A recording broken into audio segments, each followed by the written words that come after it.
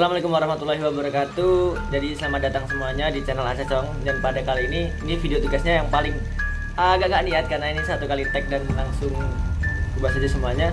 Jadi perkenalkan, sebelumnya nama saya Ahmad Arkansyah Fawazi dari Prodi Kedokteran Gigi. Dan pada kali ini video tugasnya berjudul topik, tema, dan kerangka karangan. Jadi yang pertama kita bahas adalah topik. Jadi apa itu topik? Topik adalah pokok pembicaraan tentang suatu hal yang akan digarap menjadi karangan. Juga bisa disebut pokok pembicaraan di sini bersifat umum. Saat menulis karangan pada umumnya yang pertama harus ditetapkan ialah topik. Permasalahan di sekitar kita bisa dijadikan topik. Contoh banjir, tanah longsor, tambang batu bara, kebakaran lahan, minyak sawit, dan lain-lain. Dan ciri-ciri dari topik adalah permasalahannya yang bersifat umum dan belum terkait. Jadi masih kompleks, belum ada penjelasan rincinya. Lalu menentukan topik karangan. Gimana sih caranya menentukan topik karangan? Yang pertama kita harus menarik perhatian penulis dan calon pembaca.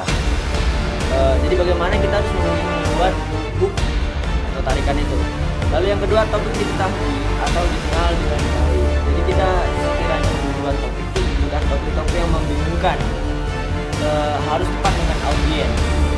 Jadi audiensnya anak kecil tapi yang membahas tentang bola kan yang bingung. Jadi kita harus menyesuaikan topik tersebut.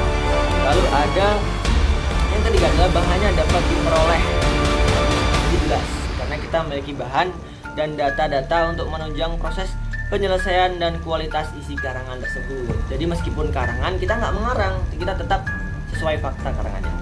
Lalu yang keempat adalah topik yang dibatasi ruang lingkupnya. Agar apa? Agar penulis dapat menyesuaikan dengan waktu yang tersedia untuk menulis. Lalu untuk pemula, topik jangan terlalu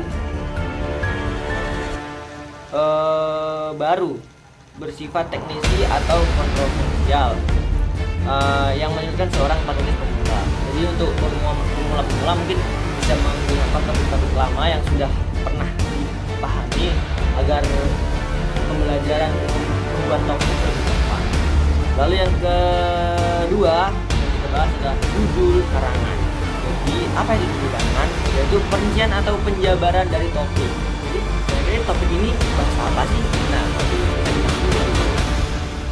judul lebih spesifik dan seringkali telah menyiratkan permasalahan atau variabel yang akan dibahas.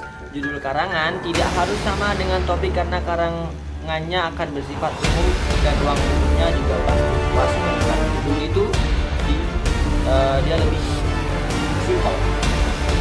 Penulisan judul yang baik. Pertama, judul harus relevan. Relevan dengan apa? Relevan dengan topik tersebut. Harus mencerminkan isi karangan. Nomor dua, judul harus provokatif, yaitu membangkitkan rasa ingin tahu membaca untuk mengetahui isi karangan lebih dalam. Juga bisa bersifat dalam membuat judul. Kita harus membuat judul yang semenarik mungkin, bagaimana pembaca itu ketika melihat judulnya terlebih dahulu bisa langsung, wih apa ini? Gitu coy. Lalu yang ketiga, judul harus singkat. Judul tidak boleh memilih kalimat atau frasa yang panjang. Judul sebaiknya harus sekali baca langsung membekas di benak pembaca. Nah, sebelumnya saya juga pernah menjadi penulis dalam suatu media. Jadi kalau yang pernah saya alami dalam menulis judul itu maksimal sekitar 6 kata. Jadi tidak boleh banyak-banyak karena kalau kebanyakan nanti kita baru baca judul aja udah malas gitu. Kan fungsi judul itu menarik audiens agar membaca topik yang kita tulis. Jadi diusahakan judulnya itu jangan terlalu banyak dan membosankan. Lalu yang kita bahas ketiga adalah tema atau pokok pemikiran, yaitu tema karangan, pokok pemikiran tertentu yang akan disampaikan oleh penulis dalam karangannya.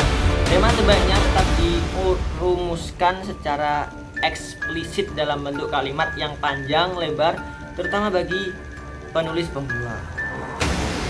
Lalu kerangka utama atau rencana teratur dalam pembagian dan penyusunan gagasan. Jadi dalam membuat karangan atau suatu tulisan kita membuat kerangka utama terlebih dahulu. agar kita mudah untuk menyusun tulisan tersebut. Fungsinya menunjukkan hubungan antar gagasan. Jadi biar jadi biar tertata dengan rapi, tidak seperti tempat ini kita juga kalau tidak ada doang lagi, tidak seperti itu.